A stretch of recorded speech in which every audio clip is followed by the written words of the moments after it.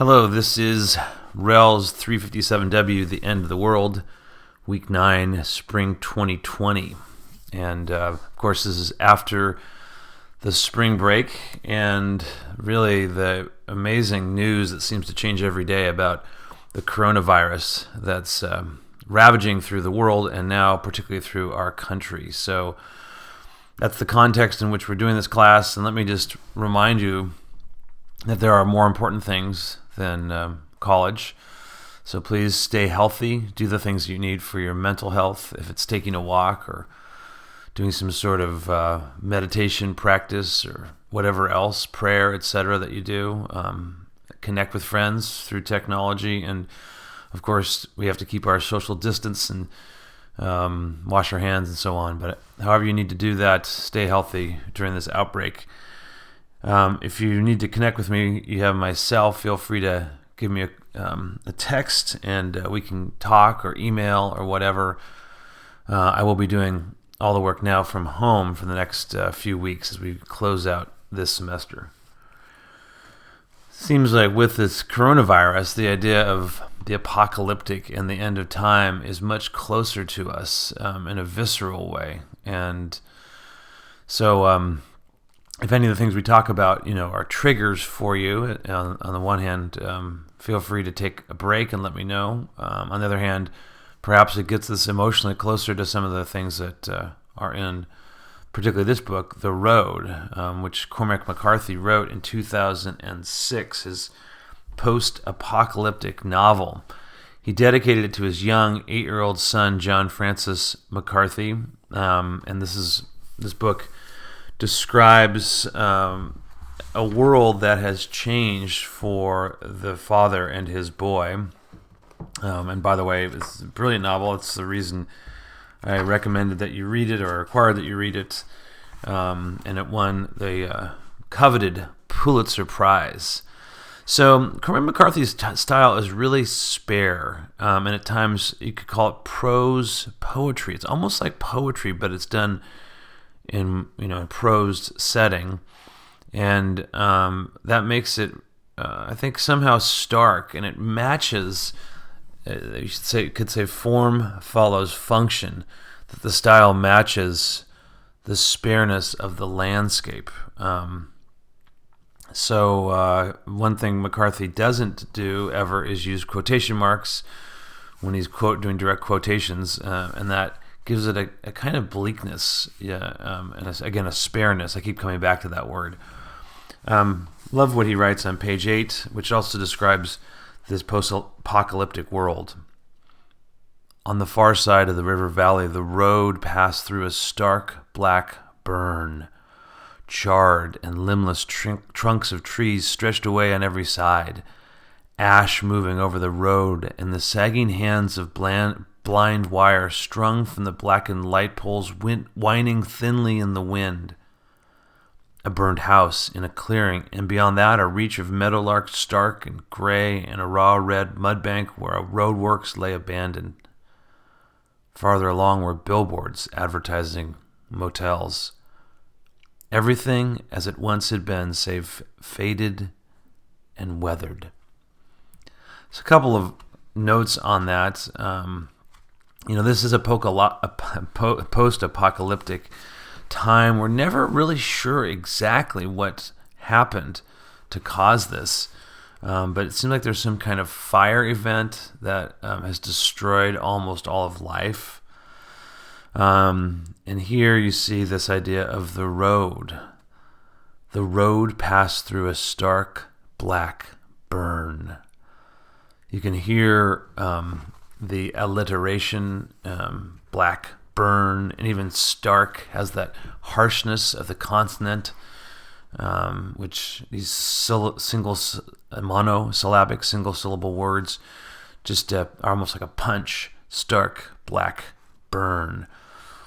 So anyway, this road is a metaphor for life, and I think McCarthy's using this in a way to describe how life puts us on a road and sometimes can be very bleak. And yet, he's writing this about his 8-year-old, as a dedication to his 8-year-old son. And one of the stirring parts of this book is the moving relationship and love between the Father and the Son. Continuing on this, listen, farther along were billboards advertising motels. And here we get the sense of just the absurdity of the past advertisement, the marketing culture, even consumer life, capitalist life makes no sense once there's been this kind of deforestation and degradation of all nature and killing of human and animal life. And then here is McCarthy breaking the rules of grammar. So farther along were billboards advertising motels, period. Everything as it once had been, save what faded and weathered. That's what you'd call a sentence fragment. It's not actually a full sentence. And yet McCarthy uses that again in this kind of prose poetry style. The theme of the road and of survival is like any great horror movie, or perhaps like the kind of action adventures movies I've liked, like the Bourne movies, or sometimes some James Bond movies, or other ones you might be thinking of if you like those kind of movies, where survival is the key. It strips human life down to its essence. To live means to avoid being killed. That's the essence. It's survival. To find enough food, to avoid being killed. And it sometimes means to kill those who want to attack you.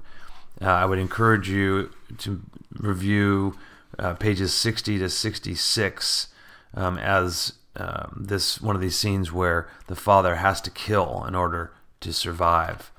And by the way, I'm using the paperback edition with my page numbers of The Road. I think the hardback has the same pagination, as they say. All right. So the theme of survival strips us down. It strips everything to the most basic element of human life. The survival also is it has an allusion, a literary allusion, actually a biblical literary allusion to the sacrifice or the command to sacrifice the son Isaac. God's command to sacrifice Isaac. God speaks to Abraham to do that. Excuse me. And Abraham, if you know the biblical story from the first book of the Bible, the Hebrew Bible, the Old Testament, Genesis chapter 22, Abraham has been waiting for a son for many, many years, and he's been given the son, and now he is commanded by God to sacrifice that son. We can talk about what this means, but it certainly is an image that McCarthy's working with. He loved to use biblical images and really rework them in major ways. So here, the question that the father has to ask is, with the limited amount of bullets in his gun, if he as the father is overrun by some of the marauders, some of the gangs that come and kill and torture, will he be able to kill his son out of mercy? So it's an allusion to this story. So if you don't know the story, I'm going to read it, and that'll be the end of this particular session. After these things, God tested Abraham. He said to him, Abraham. And Abraham said, Here I am. God said, Take your son, your only son Isaac, whom you love, and go to the land of Moriah, and offer him there as a burnt offering on one of the mountains that I shall show you. So Abraham rose early in the morning, saddled his donkey, and took 2 of his young men with him, and his son Isaac. He cut the wood for the burnt offering, and set out and went to the place in the distance that God had shown him. On the 3rd day, Abraham looked up and saw the place far away. Then Abraham said to his young man, Stay here with the donkey. The boy and I will go over there. We will worship, and then we will come back to you. Abraham took the wood of the burnt offering and laid it on his son Isaac, and he himself carried the fire and the knife. So the 2 of them walked on together. Isaac said to his father Abraham, Father! And Abraham said, "Here I am, my son." Isaac said, "The fire and the wood are here, but where is the lamb for a burnt offering?" Abraham said, "God himself will provide the lamb for a burnt offering, my son." So the two of them walked on together. When they came to the place that God had shown him, Abraham built an altar there and laid the wood in order. He bound his son Isaac and laid him on the altar on top of the wood. Then Abraham reached out his hand and took the knife to kill his son. But the angel of the Lord called to him from heaven and said, "Abraham, Abraham." And Abraham said, "Here I am." The angel said, "Do not lay your hand on the boy or do anything to him. For now I know that you fear God, since you have not withheld your son, your only son, from me." And Abraham looked up and saw a ram caught in a thicket by its horns. Abraham went and took the ram and offered it up as a burnt offering instead of his son. So Abraham called that place, "The Lord will provide." As it is said to this day, "On the mount of the Lord it shall be provided." The angel of the Lord called to Abraham a second time from heaven and said, "By myself I have sworn, says the Lord, because you have done this and you have not withheld your son, your only son, I will indeed bless you, and I will make your offspring as numerous as the stars of the heaven and as the sand that is on the seashore. And your offspring shall possess the gate of their enemies, and by your offspring shall all the nations of the earth gain blessing for themselves, because you have obeyed my voice." So Abraham returned to his young man, and they arose and went together to Beersheba, and Abraham lived at Beersheba.